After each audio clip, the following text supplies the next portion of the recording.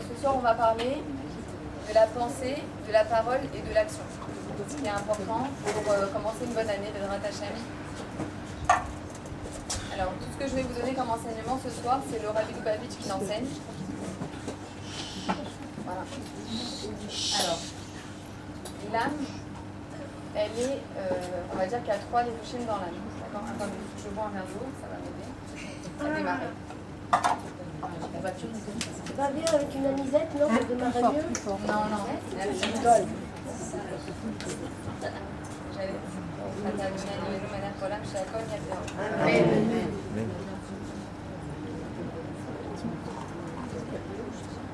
Alors, la Chassidoute, elle nous enseigne qu'il y a 3 lévushim de la Neshama.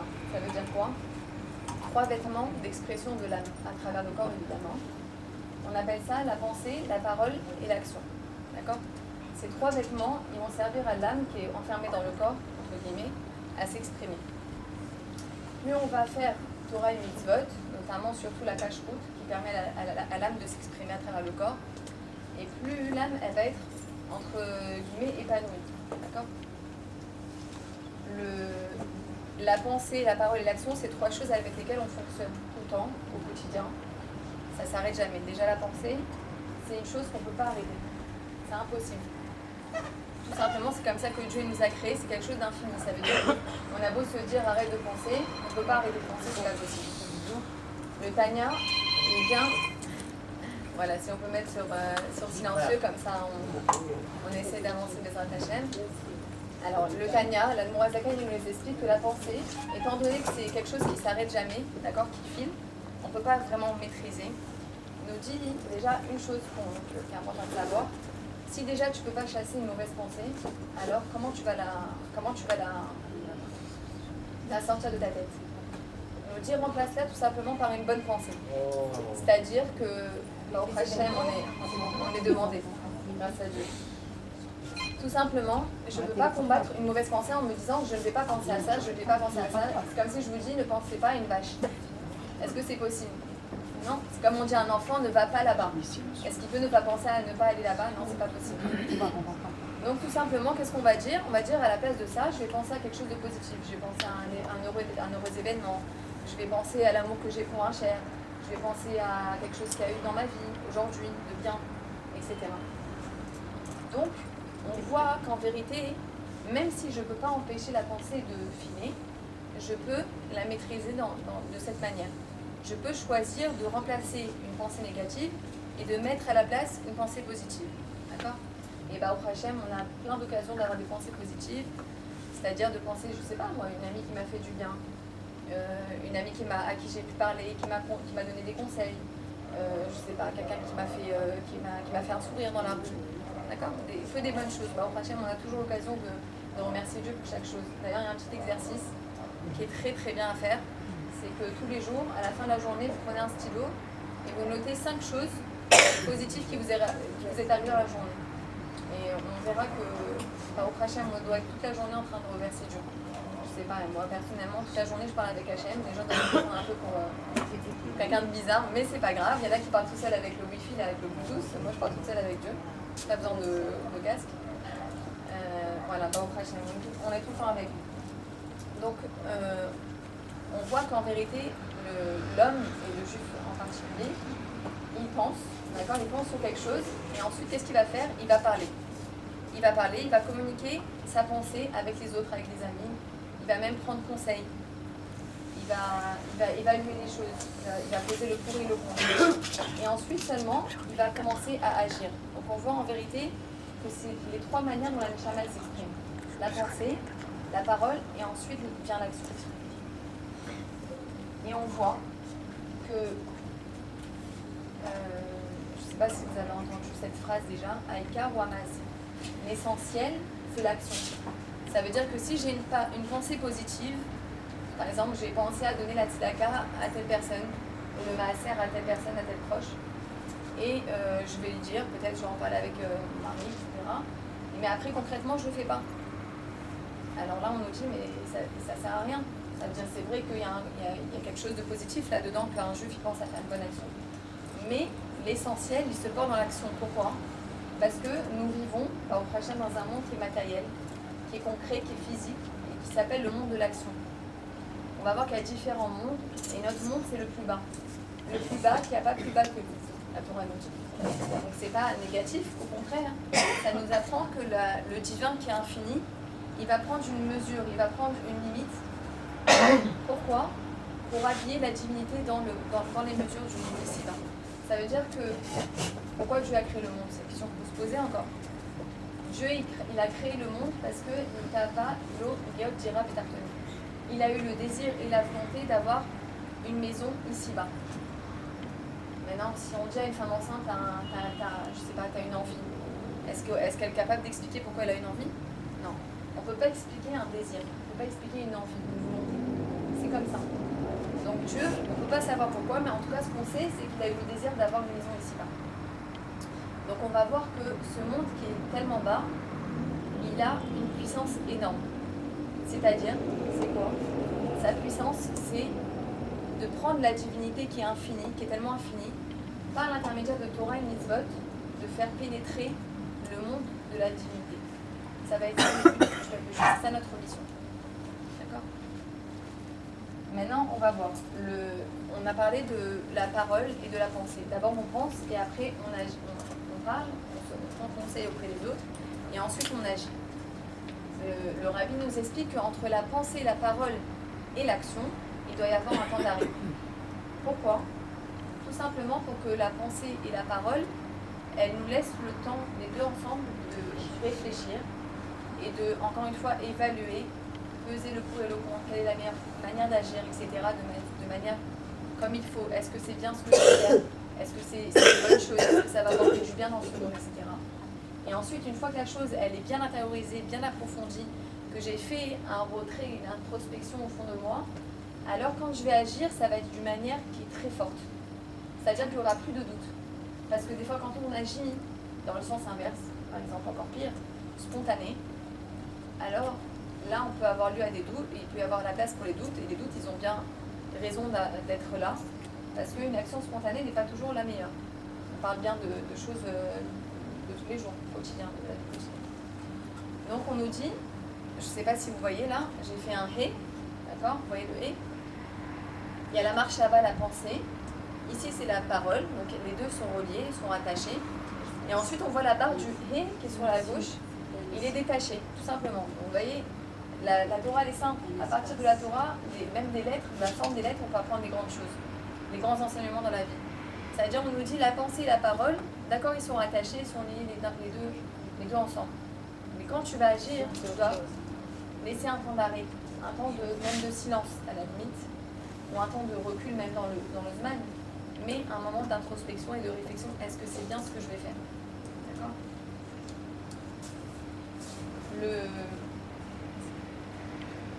Alors oui. Non seulement l'action qui va en découler, elle va être dans le émet, elle va être dans le bien et dans la vérité, mais en plus on a dit qu'elle va avoir une puissance. Pourquoi? Parce qu'il n'y aura plus de place pour le doute. Quelqu'un qui ne réfléchit pas assez avant, qui n'a pas assez approfondi, alors quand il agit, il se dit bah mince, peut-être que j'aurais dû mieux faire que ça. D'accord? Mais par contre, quand on réfléchit bien, là, il n'y a plus de doute, on agit, et aussi ça donne la force de continuer dans cette direction. Pourquoi? Parce qu'on voit bien qu'entre la pensée et la parole, il y a tout un monde qui sépare avec l'action. Ça n'a rien à voir. La pensée et la parole, ça reste encore un peu spirituel, immatériel. Et quand on va rentrer dans l'action, alors là, l'action, elle n'a rien à voir avec ce qu'on a pensé, elle n'a rien à voir avec ce sur quoi on a parlé. Donc on va voir que même quand tu auras des doutes, et même que quand la réalité, elle ne va pas ressembler à notre pensée, à notre parole, c'est pas grave. Je sais, je suis sûre que c'est bien ce que je suis en train de faire. J'ai pris conseil, j'ai réfléchi, j'ai vu ce que Dieu me demande, la volonté de Dieu, qu'est-ce qu'elle est dans ce monde, je vois que c'est dans la bonne direction. Donc même s'il y a un peu des empêchements, c'est pas grave. D'accord? On sait que le juif, l'homme, et le juif en particulier, il a été créé à l'image de Dieu, mais il est appelé Olam Katan, c'est un petit monde. Entre parenthèses, c'est aussi pour ça qu'on a la mitzvah d'amener des enfants dans ce monde-ci. Pourquoi? Parce qu'on voit bien, si on réfléchit, Adam et Rishon étaient seuls. Après, il y a eu Chava. Ensemble, ils ont peuplé globe terrestre. D'accord? Pour l'instant, il n'y a que ça pour l'instant.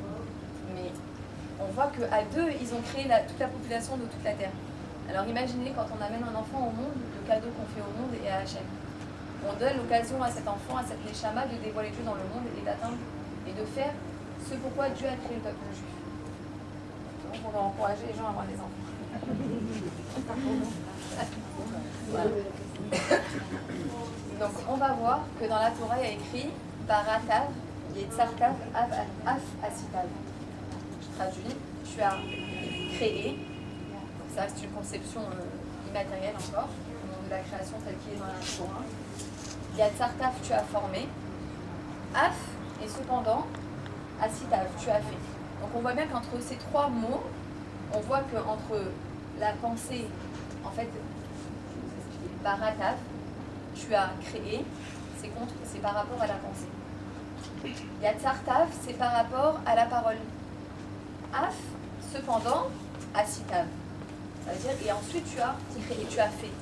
Donc on voit bien que même dans la Torah, il est rapporté cette idée entre la pensée, la parole et l'action, il doit y avoir un moment de pause, une séparation entre les deux. On voit que ces trois choses, la pensée, la parole et l'action, on voit que c'est par rapport à la tête, au corps et aux jambes. On voit encore que c'est par rapport au cerveau, au cœur et au foie. Vous voyez que tout est constitué de trois. Si on voit par exemple dans le ventre, un fœtus, et après on voit quoi principalement? La tête, le corps et les jambes. Et on dit qu'il est coupable des chalochis. La Torah le dit. Avant même qu'il y ait des échographies, la Torah le dit. L'enfant est replié en trois bouts. Il est replié sur lui-même. Et on voit que c'est par rapport à quoi? Aux os, aux nerfs et à la chair. Et encore, le Rabbi rajoute, c'est lié au feu, à l'eau et à l'air. Tout est composé par tout. On voit que chaque mot dans le langage, dans le Lashon HaKodesh, c'est moi cette fois-ci.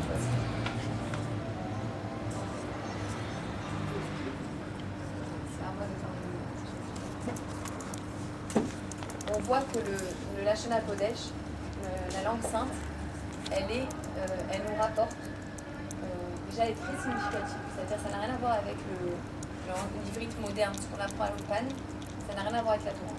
Enfin, tout est basé sur le Lashon HaKodesh, mais il a été un petit peu, pas manipulé, mais retransformé. Voilà. Mais à la base, quand on voit dans le Chumash et dans tout ce qui est écrit dans le langage de la Torah, on voit que chaque mot, il a un shoresh. On rappelle à l'Ulpan, on vous parle du shoresh. On vous dit le shoresh, il est composé de 3 lettres minimum. D'accord? Donc on voit encore que tout est composé par 3. D'accord? Nous-mêmes, on est composé par 3. C'est-à-dire, quand on a dit le cerveau, le cœur et les pieds, ou le cavet de foie, qu'est-ce que ça peut traduire? Ça traduit l'intellect. Comme on a dit tout à l'heure, on va penser, on va réfléchir. Ensuite, ça va être la parole. On va commencer à exprimer nos émotions, nos sentiments. Et ensuite, on va agir, on va aller dans l'action. D'accord? Donc, on voit qu'on est fait en trois. D'accord? Alors, excusez-moi, je prends mes notes, c'est très rare, mais je veux rien rater. On voit que chaque lettre dans la Torah, elles ne sont pas par hasard. D'accord? On dit qu'il y a 600 000 lettres dans la Torah qui sont par rapport aux 600 000 âmes d'origine. C'est-à-dire que quand on a reçu la Torah, on était 600 000 âmes d'origine, 600 000 âmes générales. Ensuite, les 600 000 âmes se sont mariées et on fait ce qu'on appelle des étincelles d'âme. C'est-à-dire que tous, on est reliés à une des 600 000 âmes d'origine. D'accord? C'est la différence entre parenthèses ce qu'on appelle Zigzagoun, Amitié, etc. Peu importe, aujourd'hui, on doit vivre l'instant présent, on est marié avec notre Zigzagoun Amitié. Voilà.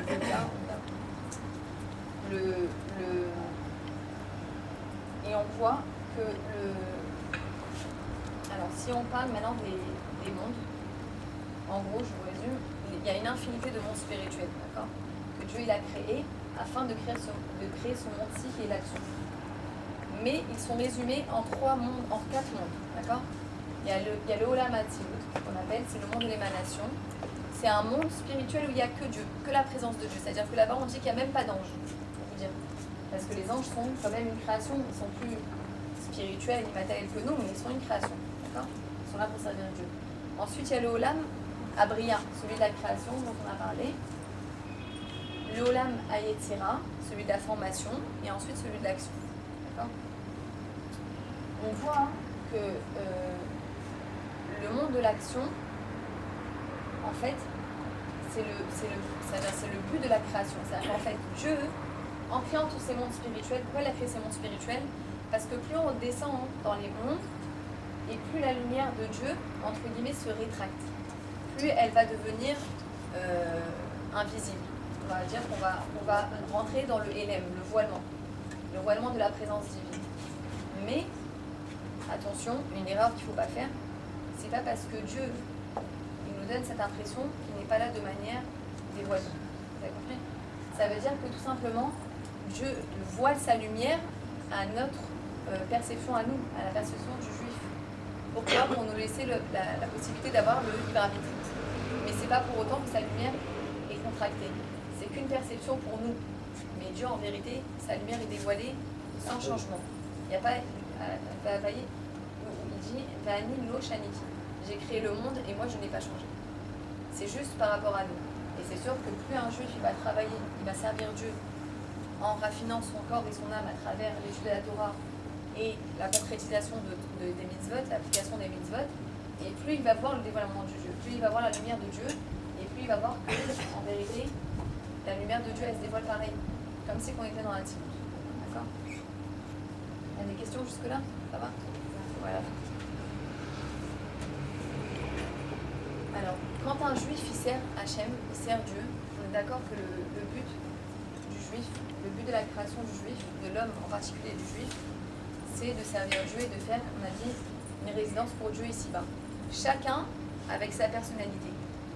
Un juif, il peut penser que si je vais commencer à faire Torah et Mitzvot, oulala, ça y est, je vais perdre tout ce que je suis. Regarde, ils se ressemblent tous, déjà. D'accord ? Ils ont tous, tous la même allure. C'est pas vrai. La Torah et les Mitzvot, elles ne sont là que pour m'aider à exprimer ma personnalité. Ça veut dire qu'en vérité, de l'extérieur, on peut croire, on se dit, mais ce juif-là, le pauvre, il s'est emprisonné, il est enfermé. Au contraire. Au contraire, il s'est libéré. C'est-à-dire que chez le juif, il n'y a rien de logique. On a dit à Matan Torah, on a dit Naaseh Benishma. On fait et après on comprend. C'est-à-dire que, en vérité, si je veux dévoiler l'infini qu'il y a en moi, on est d'accord que le juif, sa particularité avec, enfin la différence qu'il a avec l'égoïme, c'est qu'il y a un bout de Dieu en lui. D'accord ? Donc ce bout de divin, il ne peut pas se dévoiler si je ne suis pas une logique divine. Si je suis une logique humaine, de me dire d'abord je veux comprendre pourquoi je dois faire ça, et après je ferai, alors le mode d'emploi ne va pas avec ce que je suis. On n'a pas le même mode d'emploi que les autres. Tout simplement, j'ai une âme divine, j'ai Dieu en moi, et Dieu il m'a donné le mode d'emploi. Quand je vais suivre ce mode d'emploi, je vais comprendre que je vais m'apercevoir que je suis de plus en plus épanouie et bien dans mon être, profondément. On va voir que quand on va faire les mitzvot, on va faire les commandements que Dieu il attend de nous, sa volonté, on va finalement faire appel à la pensée positive. Qu'est-ce que ça peut être la pensée positive ? Ça serait penser bien sur un autre juif. Juger les kafsrout, ça veut dire je vais penser, même je suis en train de voir qu'il est en train de parler mal et faire une action qui n'est pas jolie, qui est négative. Je vais juger les kafsrout, le pauvre, peut-être qu'il n'a pas appris à grandir. Hein. Voilà, les kafsrout, ça veut dire je vais le juger voilà, exactement avec des circonstances atténuantes. Je vais lui donner du mérite, je vais me dire mais peut-être qu'il est déprimé, peut-être qu'il n'est pas bien dans sa peau, peut-être qu'il n'a pas été éduqué comme il faut, peut-être qu'il ne sait pas. Tout simplement, il ne fait pas Shabbat, mais il ne sait pas. Ça arrive. Hein ? Par ignorance, exactement. C'est comme le rabbi nous explique que dans notre génération, on est comme Tinoch chez Nishba. On est comme un petit bébé. C'est-à-dire par rapport aux générations précédentes, on est un bébé qui ne sait rien. On est vraiment des ignorants, donc on ne peut pas juger un ignorant, c'est pas possible. Vous comprenez ce que je veux dire ? Ça veut dire qu'on n'est pas... Non, c'est pas qu'on n'a pas le droit, ça veut dire qu'on... C'est sûr, ça c'est une évidence. Mais on peut croire qu'on a le droit. Donc il faut comprendre qu'on est tous des bébés, on est comparable à un bébé. Un bébé, il ne sait pas différencier le bien du mal. Il ne sait pas ce qui est vraiment bien et ce qui est vraiment mal. Alors comment on peut se... Il y a encore une autre chose qui est importante. La Chassidut, elle nous explique que déjà, enfin, ça c'est une parenthèse, si on juge l'autre, c'est qu'en fait on se juge soi-même. C'est pas une menace, c'est la vérité. Ça veut dire que si je suis capable de juger l'autre, c'est qu'au fond, je pense que moi aussi, je peux me juger. Or, on n'a pas le droit de se juger, parce qu'on est Dieu. On est une partie de Dieu, chacun d'entre nous. On est une partie de Dieu avec toute la puissance qu'elle peut avoir. Ça veut dire, même si pour l'instant, ce n'est pas encore dévoilé, on doit être sûr et convaincu que ce qu'on voit, ce n'est pas vrai. D'accord ? C'est comme on va prendre une orange, par exemple. Qu'est-ce qu'on voit ? On voit une écorce.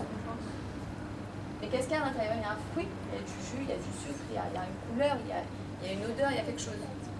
Ce qu'on voit dans ce monde-ci, c'est que l'écorce. On voit que l'extérieur, on voit le mensonge.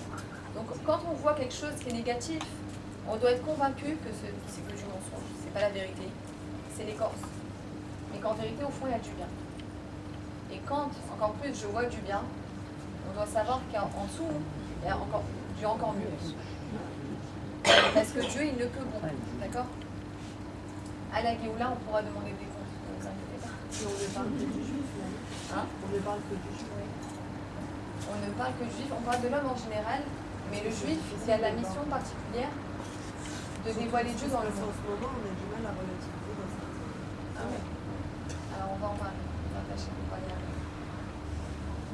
Alors, on a dit par exemple, comment est-ce qu'on va sanctifier sa parole ? On va sanctifier sa parole en faisant une bracha. Tout simplement, là, on va faire les brachot sur ce que la maman de Leslie elle a mis à table, ce que vous avez préparé. Et on va sanctifier le nom de Dieu à travers notre parole. Et ça, c'est le travail du juif, en particulier. Nous, juste pour vous donner une idée, on a 613 mitzvot. Les goïms n'en ont que 7. D'accord ? Voilà. C'est pour ça qu'on a eu des géoulim, ce qu'on appelle les réincarnations, parce qu'on ne peut pas tout faire dans une seule vie. Mais aujourd'hui, on est la dernière génération de la galoute et la première de la géoula. Donc on doit tout terminer. On doit se dépêcher. Non, c'est vrai, on doit se dépêcher. Ça dépend si les ancêtres ont fait ça, mais tu vas pas non plus. Plus que 13, voilà. Alors, signe. Je sais pas. Non, alors, comme on vit l'instant présent, comme le juif il doit vivre l'instant présent, Comment ? comme le juif il doit vivre l'instant présent intensément, parce qu'en vérité, la question elle se pose, comment je vais savoir ce que j'ai réparé dans les autres vies, qu'est-ce que je dois réparer dans cette vie-là ? Le Baal Shem Tov, il répond tout simplement, si tu veux réparer toutes tes vies précédentes, alors vis l'instant présent intensément. Intensément, ça veut dire quoi ? Ça veut dire qu'on doit vivre selon la volonté de Dieu pour commencer. Et ensuite, vivre l'instant présent, ça peut être de profiter de voir son enfant jouer, de le prendre dans ses bras, de profiter de parler avec son mari, d'enlever un peu le portable, de le mettre de côté. Ouais. De vivre intensément l'instant présent. Voilà. C'est vraiment extrêmement important. Et entre parenthèses, ça rend beaucoup plus heureux. Maintenant, on va voir que l'action. L'action, c'est quoi ? Par exemple, avec les tefilines, faire Shabbat, donner le respect aux parents, concrètement. D'accord ? Donc, on va voir que le juif, il sanctifie Dieu et il le sert à travers ces trois degrés-là, ces trois niveaux. Maintenant, on va voir que si, par exemple, un juif, il sanctifie Dieu juste dans la pensée et la parole, ça suffit pas. Par exemple, je peux très bien prendre de la tefila et je la regarde, je fais toute ma tefila dans la pensée et sans la parole, ça ne va pas aider. C'est pas l'intention qui compte. Puisque l'essentiel, c'est l'action. On me dit, mais si tu ne complètes pas par l'action, par exemple, la tefila, c'est la parole, c'est une sorte d'action beaucoup plus raffinée. Alors, je ne suis pas, acquittée de ma mitzvah, je ne suis pas acquittée de mon commandement. D'accord ? Il faut savoir que quand on sert Dieu, quand le juif il va servir Dieu, il va raffiner son corps et son âme animale. Je ne vais pas vous faire tous les trucs, mais en gros, on a une âme divine et une âme animale. L'âme animale, c'est elle qu'on doit tuer. En gros, on doit la tuer, mais encore plus, on n'a même plus besoin de l'éliminer. Je vais vous dire, dans cette génération, on doit juste l'emporter avec nous. L'emporter avec nous, c'est ça le chidouche de notre génération. Ça veut dire qu'avant, dans les générations précédentes, les juifs, qu'est-ce qu'ils faisaient ? Ils devaient combattre son âme animale. Et par exemple, ils devaient prier jusqu'à étudier, jeûner, faire des mortifications, etc. Dans notre génération, le chidouche du rabbi, c'est de prendre et par exemple, voilà, on va à un cours de Torah et on mange, pas shoot. Pourquoi? Parce que je vais prendre la nourriture, je vais servir mon âme animale et elle va me laisser tranquillement étudier la Torah. Au contraire, elle va être joyeuse. Le Rabbi nous dit l'âme animale, elle ne demande que ça au fond, elle ne demande que ça que de servir Dieu. Au fond. Vous savez, l'image qui est donnée dans la Chassidoute, c'est comme le fils du roi qui a désobéi à son père. Et son père, il le prévient une fois. Il dit attention, 2 fois, 3 fois. Le fils, il désobéit. Le père, il est obligé de s'en séparer. Et, non, excusez-moi, je confonds avec le mois de Elul. Ça, c'est le Chodesh Elul, où il va s'en séparer, effectivement. Et le fils du roi, il va chuter. Et où le roi va venir dans les champs, justement, pour récupérer son fils, pour essayer de le réveiller. Et à la fin, le fils, il arrive devant la porte du palais. Il a oublié sa langue. La langue qu'on parle dans le pays de son père, du roi. Et il va hurler de tous les sanglots du plus profond de son être. Et le roi, il va entendre de la fenêtre parce que les gardes ne le laissent même pas passer. Il lui dit, mais moi je suis le fils du roi. Il dit, mais t'es en haillon, c'est pas possible que je sois le fils du roi. Et le père entend ce cri-là, et ça c'est comparé au son du chauffard. Non, l'exemple que je voulais vous donner, c'était le roi qui veut voir si le fils est fidèle, lui est fidèle. Qu'est-ce qu'il fait? Il va embaucher une prostituée. Il va lui dire, ton rôle, ça va être de faire chuter le fils du roi. Et bien sûr, la prostituée en question, c'est aussi un sujet du roi. Oui. Et donc c'est ça c'est la comparaison que la Torah nous donne pour le Yetzirah, pour la Manimal, ce que vous voulez. Donc la prostituée, elle va séduire le fils du roi. Mais au fond d'elle, qu'est-ce qu'elle veut profondément? Elle veut que le fils du roi ne chute pas. C'est ça qu'elle veut profondément. Mais elle va appliquer l'ordre du roi, elle ne peut pas faire autrement. D'accord? Sinon, elle est Chayav Mita. Donc, c'est la comparaison qu'on nous donne dans la Torah pour nous dire un peu c'est quoi le Yetzirah. Finalement, le Yetzirah, il est là pour nous dire mais élève-toi, dépasse-moi. Envoie-moi balader. Au contraire, sers-toi de moi pour prendre ce feu de l'âme animale et de servir Dieu. C'est-à-dire que le service de Dieu il ne peut pas avoir lieu sans la simcha. C'est extrêmement important. Surtout en ce moment, comme tu dis Olivia, en ce moment, une mitzvah, voilà, je vous dis, ils vont rentrer à la maison, vous mettez la musique à fond, musique juive, et vous dansez avec les enfants. Et vous allez voir, la vie, elle va changer. Parce qu'on peut pas, on a trop tenu de pression pendant 5760 quelques années, d'accord, qu'on existe dans Hachem. Ça y est, on en a marre, on veut Mashiach. On va pas céder. On va rester dans la simcha, et la simcha va briser les forces du mal. D'accord? Qu'est-ce que c'est la nouveauté du don de la Torah? C'est de dévoiler Dieu dans ce monde-ci à travers le juif. D'accord?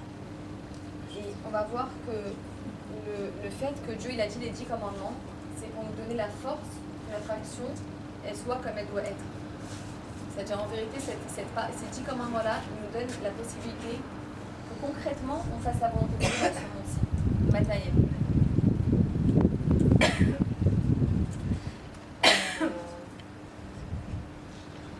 Voilà, en gros, Zat Hashem. Ce que je veux vous dire par rapport à ce qui se passe en ce moment, on va aussi un peu en parler. Il faut qu'on se convainque soi-même que le mal n'existe pas.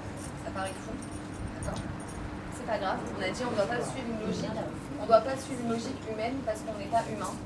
On est divin. Il y a un bout de Dieu en chaque juif, d'accord? En chacun de nous. En chacun de nous. Et on ne doit absolument pas céder à la panique. Je ne dis pas qu'il faut rester comme ça et aller droit dans le danger, chas v'shalom. Il y a une mitzvah dans la Torah qui dit que si chas v'shalom, quelqu'un vient pour tuer un juif, même si c'est un autre juif qui est un peu fou, que tu préserves, alors il a la mitzvah de se lever et de le tuer avant lui. D'accord? Donc voilà, que Dieu protège tous nos réalim. Il faut être vigilant, mais ne pas céder à la panique parce qu'il ne nous arrivera jamais rien. D'accord? Chez Zatachem, il n'arrivera jamais rien entre nous. Et il faut absolument rajouter dans Torah et Mitzvot. Tout ce que je peux vous dire, c'est que ça fait 20 ans, au Hachem, que le Rabbi a lancé la campagne du Mashiach pour prévenir le Ham Israël et dire Iné, Mashiach va. Tout simplement, voilà Mashiach, il arrive. C'est pas Mashiach arrive, c'est Iné, Mashiach va. Ça veut dire on monte du doigt. Il arrive. Ça fait déjà 20 ans. Alors, ce qu'on sent, il est déjà là. qui est en train d'arriver. Et il faut qu'on essaye de rajouter au maximum de ce qu'on peut.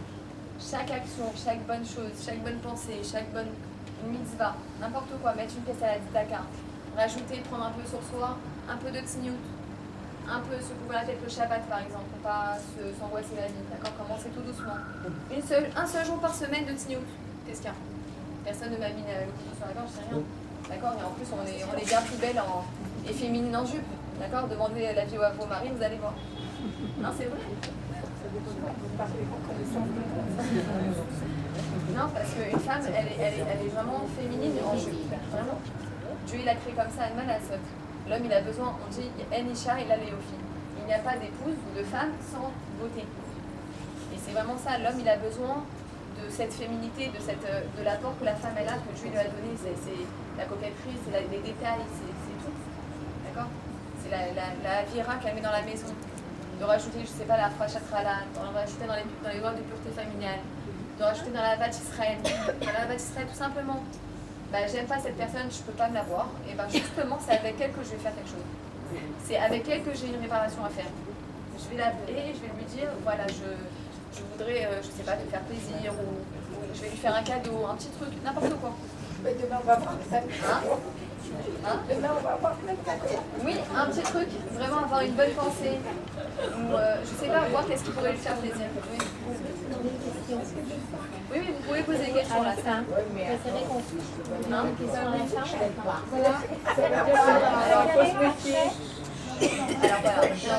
Alors, juste je conclue. Ce qui est important de savoir, c'est que ce qu'on vit dans ce monde-ci, étant donné que Dieu, vous vous rappelez, on a dit, Dieu il a contracté sa lumière, on ne voit que l'obscurité. D'accord? Mais il faut savoir que plus l'obscurité est puissante, et plus la lumière qui est cachée derrière, elle est puissante. D'accord? Donc ce qu'on voit, c'est le mensonge. On ne peut pas voir autre chose, puisque il y a le côté du bien, d'accord? Et il y a l'inverse. Il y a les forces du mal, les forces opposées au bien, on va dire. Donc en fait, ces forces opposées au bien, elles ont été créées sans amour. Il y a du vide dedans. D'accord? Elles ont été créées sans amour. Mais qu'est-ce qu'elles font? Elles puisent leur vitalité du juif. Elles puisent de toute leur force la vitalité du juif. Comment elles vont puiser les forces? Dès qu'un juif il ne se protège pas grâce à l'accomplissement des mitzvot, les forces opposées, qu'est-ce qu'elles vont faire? Elles vont puiser de la vitalité parce que tout simplement, il n'y a que Dieu. Il n'y a pas d'enfer et de paradis chez nous. Ça veut dire il n'y a pas le mal et le bien. Il n'y a pas un Dieu pour le mal et un Dieu pour le bien. Ça n'existe pas. C'est le seul, c'est un Dieu unique. Donc en vérité, Dieu il leur donne la vitalité aux forces opposées au bien, mais ce qu'on appelle me'achoraim, pas derrière. Ça veut dire quoi? C'est comme la Chassidut, elle nous donne l'image d'un prisonnier, on lui donne le manger par en bas comme ça, de dos, on ne le regarde même pas. Pareil, les forces opposées au bien, elles sont obligées d'avoir de la vitalité. Et elles essayent de la prendre absolument, où ça?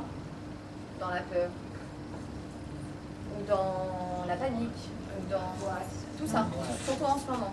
Donc ce qu'il faut savoir, c'est que, étant donné qu'on est une âme divine, c'est impossible d'avoir peur.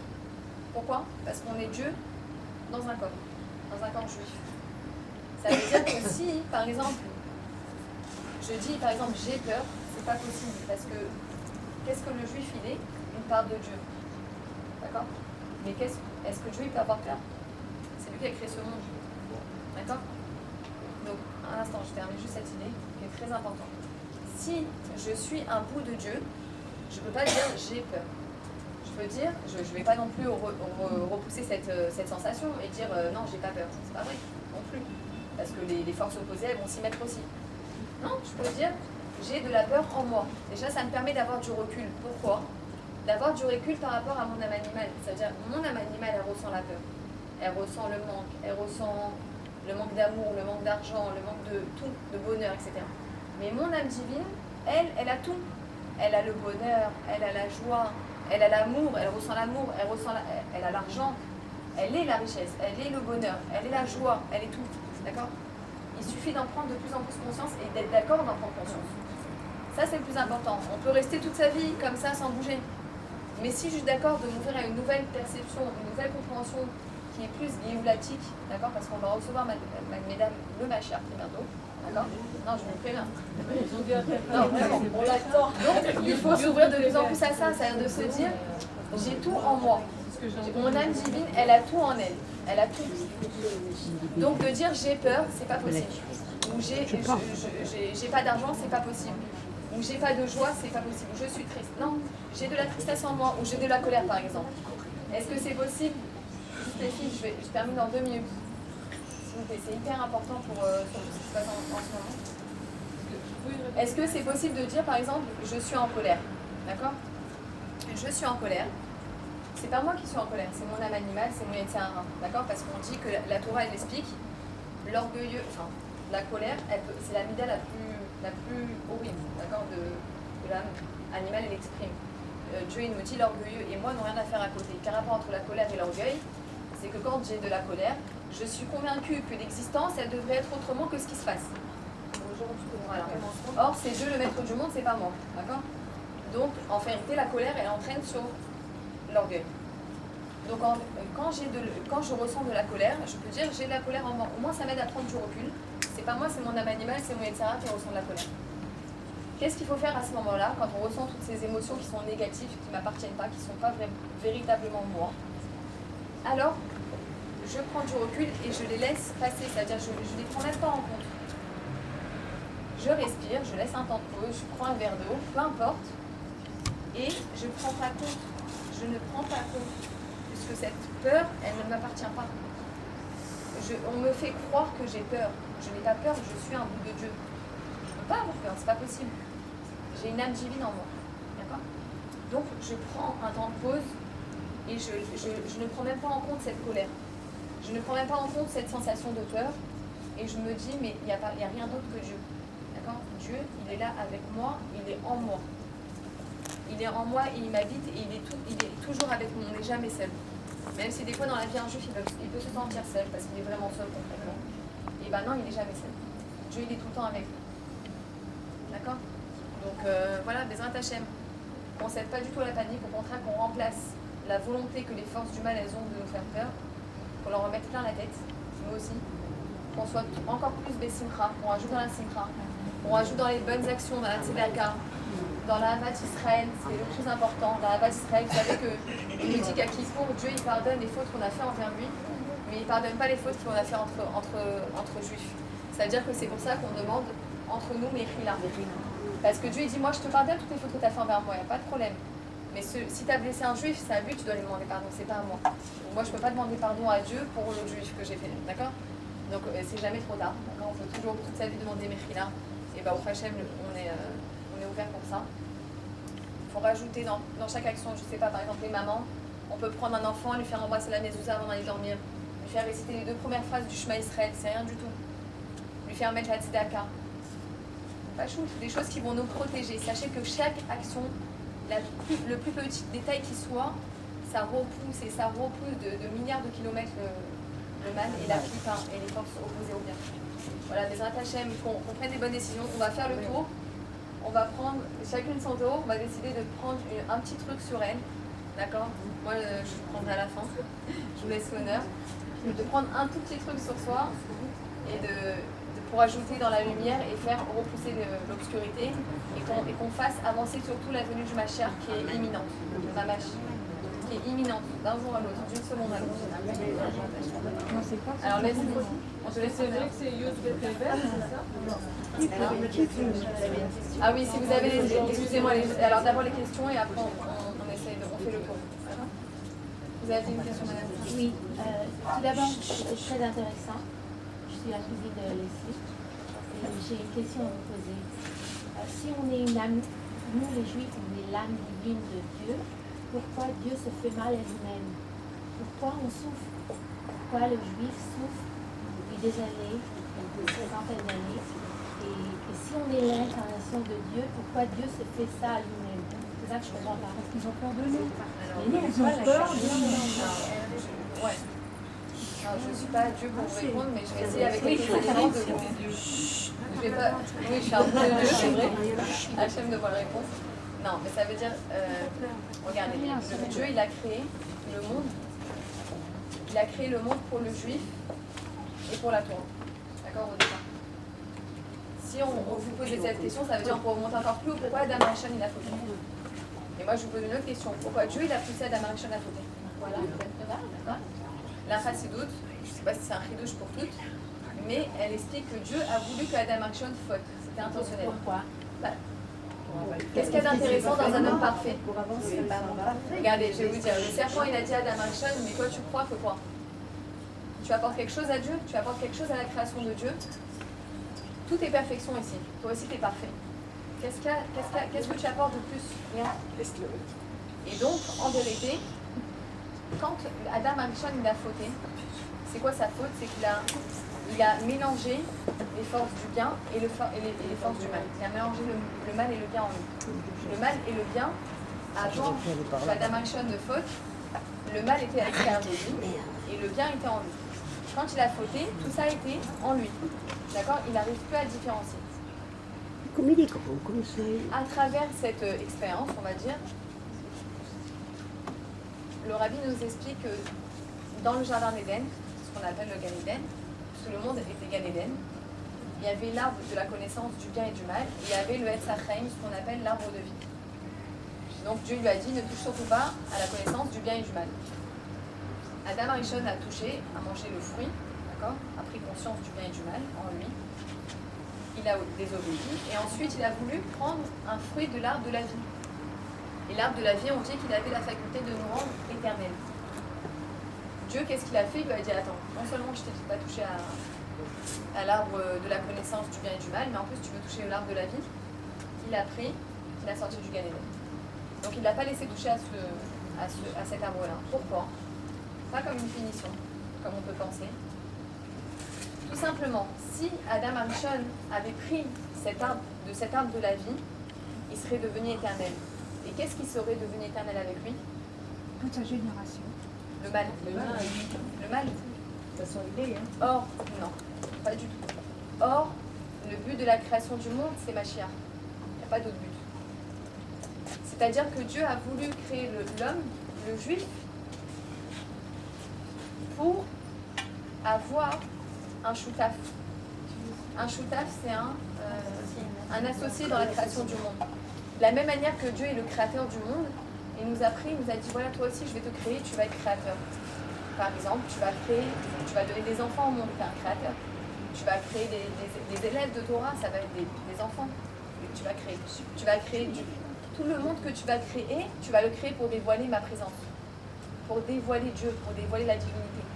Ça va être ça ton but. Et au Hachem, on a fait 5775 ans. 76. Voilà, au Hachem, de travail. D'accord? Donc maintenant, on atteint la finalité. On atteint ce pourquoi Dieu a créé le monde. Il a créé pour Mashiach. Et je ne sais pas ce que vous entendez ou quoi. Je ne sais pas si vous connaissez le passage que le rabbi fait répéter aux enfants. Kol Israël yesh lahem chelek leolam haba. Sheneemar ve'amer kulam tzadikim. Ça veut dire que chaque juif a une part au monde futur. D'accord? Ça c'est clair parce qu'on est tous appelés de tzadikim. On est tous tzadiques dans un domaine. Le rabbi nous explique ça. Une personne, elle va être tzadique dans un domaine. Par exemple, je ne sais pas moi, elle est parfaite sur la pureté familiale. Ou elle est parfaite dans le fait de la tsniout. Ou elle est parfaite dans la tzedaka. D'accord? Et après, on se complète. Au fur et à mesure, on avance et on se complète. Tout simplement, ça a répondu à votre question, madame? Oui, merci. Oui? D'accord. Donc tout simplement, on est associé de Dieu. Il nous a fait la bonté de nous créer. De nous créer et d'avoir quelqu'un en face de lui. Voilà. Est-ce qu'un jour nos enfants nous reprocheront de les avoir créés? Que Dieu préserve. Jamais. D'accord? Et on comprend bien que le but de notre création, c'est de dévoiler Dieu dans ce monde-ci. Et le juif doit se le rentrer dans la tête, parce que quand il va au travail, il emmène Dieu avec lui. Quand il parle à la caissière du supermarché, il emmène Dieu avec lui. Quand on sort dans la rue et qu'on se promène, on emmène Dieu avec nous. Dieu est avec nous et on dévoile Dieu, quoi qu'on fasse. Même dans les choses, c'est pas forcément quand on va étudier la Torah ou quand on fait une mitzvah, même dans les choses simples, on dévoile Dieu, tout le temps avec nous. Et ça, c'est une conscience, de se dire qu'il n'y a pas d'autre que Dieu sur terre, il n'y a rien d'autre que lui, et on est une partie de lui. Et plus on va le faire, et plus on va en avoir conscience. En fait, c'est juste un switch dans la tête. Vraiment. Et le monde, il change. Le monde, il change. Il y a d'autres questions? Hein? Non. Alors on va prendre les bonnes décisions. Un petit truc, les attaquants pour ramener Mashiach, pour rapprocher la Géoula. Et le mal n'est pas éternel. D'accord? Cette explication qu'on nous donne, c'est que Dieu a empêché Adam Arishon de manger le fruit de l'arbre de vie, parce que sinon le mal aurait été éternel avec lui. Donc il a préféré que Adam Arishon meure, qu'on devienne mortel, d'accord? Plutôt que de laisser le mal éternel. Non, il existe, c'est une illusion. Le mal n'existe pas. Aujourd'hui, on a la tête pour se convaincre. Le rabbi nous dit qu'on est tous capables aujourd'hui, c'est pas seulement les tzadikim, on est tous capables de se convaincre que le mal n'existe pas. Je vais vous donner un exemple. Dans les vidéos, on voit une femme, une vieille femme marocaine, une israélienne, elle va dans les chouks arabes à Jérusalem, dans le truc arabe, et elle hurle aux Arabes. Vous n'êtes rien, et Dieu il va vous punir. Et elle hurle. Mais vous voyez les Arabes, comment ils fuient, mais des jeunes, hein, ils fuient devant elle. C'est-à-dire que tout simplement, le mal n'existe pas et on est capable de s'en convaincre. D'accord? C'est surtout maintenant. Je vais vous dire, c'est surtout maintenant qu'on doit faire preuve. On ne doit pas croire au mensonge. Qu'est-ce qu'on a dit? Le fruit, on voit quoi? On voit l'écorce. Qu'est-ce qu'on voit? Quand vous voyez un fruit, on voit quoi? On voit le mensonge. On voit le mensonge. Qu'est-ce qu'on voit quand on voit un fruit? On voit l'écorce. L'écorce, c'est le mensonge. Oui, mais c'est surtout en ce moment, c'est pas de convaincre, j'essaie pas de vous convaincre. J'essaye de vous dire que vous devez vous convaincre. D'accord? Vous le ferez à la maison tous les jours, du matin jusqu'au soir. Le mal n'existe pas. Je vais vous raconter une histoire. Il y a un juif qui était dans le ghetto de Varsovie. C'était un arabe. Et en fait, il a demandé à rester enfermé pendant 3 jours, qu'on ne le dérange pas. On ne le dérange pas dans une pièce. Personne ne l'a vu. Il est sorti de la pièce. Il a dit, ceux qui veulent me suivre, moi je vais en Eretz Israël. Il y en a qui l'ont regardé, ils ont dit, mais il y en a d'autres qui l'ont suivi. Et effectivement, j'ai des frissons quand je vous dis ça, il est sorti du ghetto. Il a pris le train, il a pris le bateau, il a pris le temps que ça a dû prendre. Il est arrivé en Eretz Israël quelques temps plus tard, avec le petit groupe de personnes qui est resté avec lui.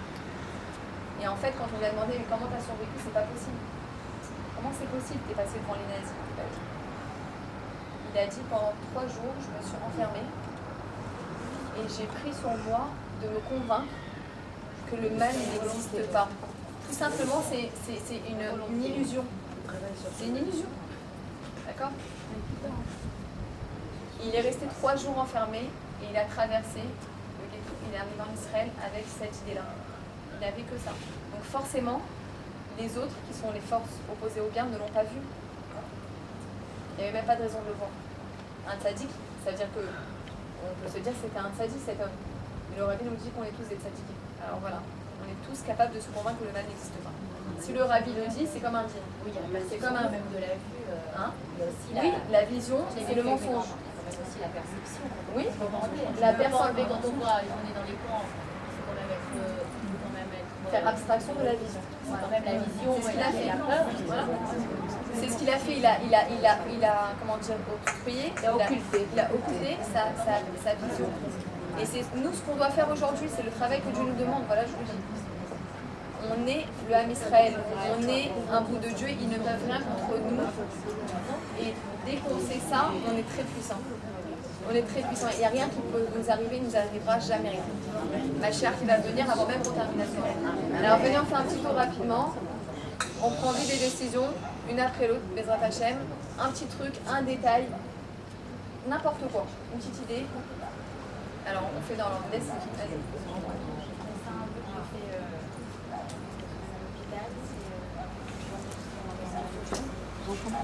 Voilà. Plus fort. Alors elle a dit c'est un vœu qu'elle a pris récemment, c'est par la naissance de Lia. Oui. Pour la naissance de sa fille au Prêcha Emilia. Elles sont en bonne santé. Alors elle va avoir beaucoup de mariage.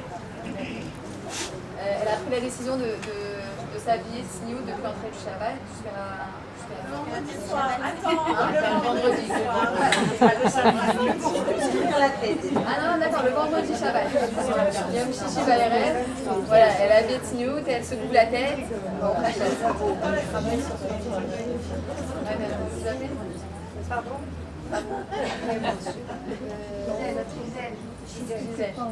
Alors, un petit peu. On va rajouter dans la lumière. Qu'est-ce que vous voulez rajouter?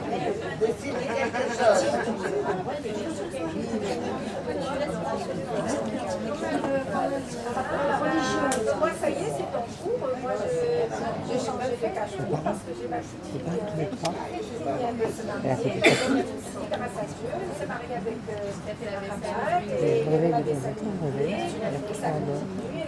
Elle va te demander pour voir qu'est-ce que tu peux faire. Qu'est-ce que tu vas faire comme musique? Pour moi? C'est quoi? On n'a pas entendu. Intérieurement.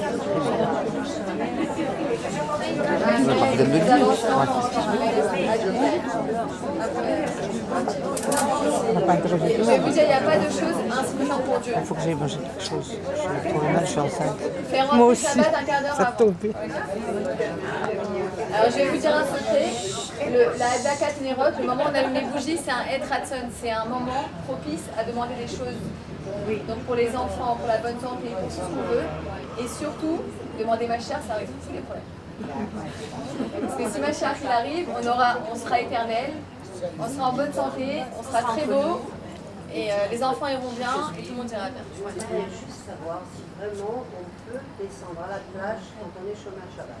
Non, bien sûr, bien sûr. Alors, anarchiquement parlant, il y a un problème de héros, parce que c'est un endroit public. Et dans un endroit public, il n'y a pas de héros. Ça veut dire que quand on descend à la plage, les héros, ils s'arrêtent. On ne peut pas porter. Oui, ça c'est sûr. Et c'est pas ambiance shabbatique. Bon, et comme je suis chômage Shabbat, maintenant j'ai pris la décision de ne plus descendre à la plage. Voilà, de plus descendre à la plage Shabbat. Alors à la place de plus descendre à la plage Shabbat, Nadia, par exemple, voilà, bon, alors qui c'est qui veut prendre encore? Vous inquiétez pas, vous allez tout dire un peu. Hein? Non, je vais vous dire parce que le fait qu'on dise tout ensemble ici, ça nous donne la force de le faire. C'est hyper important, ça nous donne la force de repousser. De faire la tzedaka. De faire la tzedaka tous les jours. Mettre la tzedaka tous les jours. Non, ça va. Moi, je l'arrête pas tous les jours.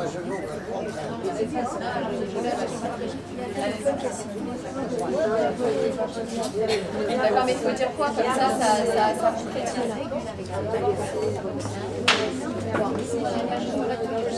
Sachez que c'est là où on a le plus de mal qu'en fait on doit arranger. Shabbat, respectez mieux. Par exemple, un exemple qu'on ne pense pas toujours, je ne sais pas si vous savez, mais on n'a pas le droit de déchirer le papier toilette Shabbat, c'est de la couture. Alors par exemple, acheter des papiers directement carrés, vous les préparez, vous les achetez. Qu'est-ce que tu vas dire, toi? On n'a pas le droit de faire quelque chose qui est prêt. C'est prêt des coups, c'est prêt des coups. Avec ça qui a lieu, on n'a pas le droit de déchirer au Shabbat. On n'a pas le droit des sauts, il faut que j'arrête les sauts. Pour quoi? Les éponges. Quand on prend un chiffon, on le passe comme ça. On y sort. Alors, on enlève son identité, on enlève ça. On n'a pas le droit de le sort, comme ça qu'on prend du papier. Ah, bravo. Alors, maman de Leslie, elle a dit à acheter des papiers toilettes de Shabbat. Parce qu'on n'y pense pas, alors on savait tout. On le vend, on le vend. Qu'est-ce qu'il y a de spécial?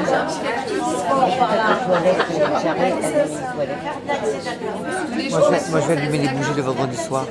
C'est bien. J'ai vu. Voilà, j'ai vu. Regardez les filles, on peut mettre la tzedaka tous les jours, c'est bien important. Voilà, très bien. Il y a pas mal. Alors elle a dit mettre la tzedaka régulièrement. Donc, voilà, Parce qu'il y a des gens qui ont oublié des trucs. ouais, voilà. Moi, je dis régulièrement. Voilà, comme. Alors juste une technique pour ne pas oublier de mettre la tzedaka tous les jours. vous préparez toutes les monnaies là, de 10 agourottes, vous les mettez à côté d'un buffet ou quelque chose, à côté de la tzedaka. Et tous les jours, avant de sortir de la maison, les enfants, obligatoire. Et les parents aussi mettent. Voilà. Avant d'allumer les bougies, il faut Allez tous les Shabbats à la synagogue. Voilà, Camille. Moi aussi. Allez tous les Shabbats à la synagogue. Les fêtes. Les fêtes. Voilà, Camille. Moi, je vais allumer les bougies le vendredi soir. Voilà, Camille. La maman de Sarah. Sarah. Allumer les bougies tous les vendredis soirs. Moi aussi, j'allume les bougies. Moi aussi, j'allume les bougies. Sachez que les bougies de Shabbat, Je fais pas tout le temps. Je fais pas tout le temps, elles ont une puissance. Vous savez comment ça s'appelle les bougies de Shabbat? Ça s'appelle Neshek. Nerot, Shabbat, Kodesh. Le rabbi a fait ça Neshek. Alors sachez que c'est l'arme du peuple juif. Vous avez compris? Nerot, Shabbat, Kodesh. Hein?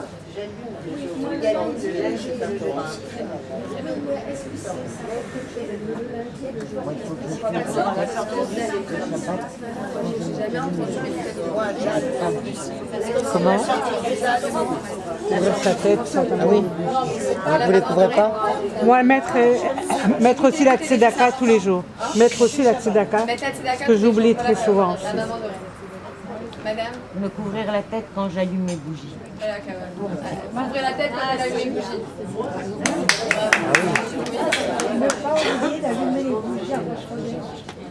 Alors, allumez les bougies à Rosh Chodesh. C'était hier.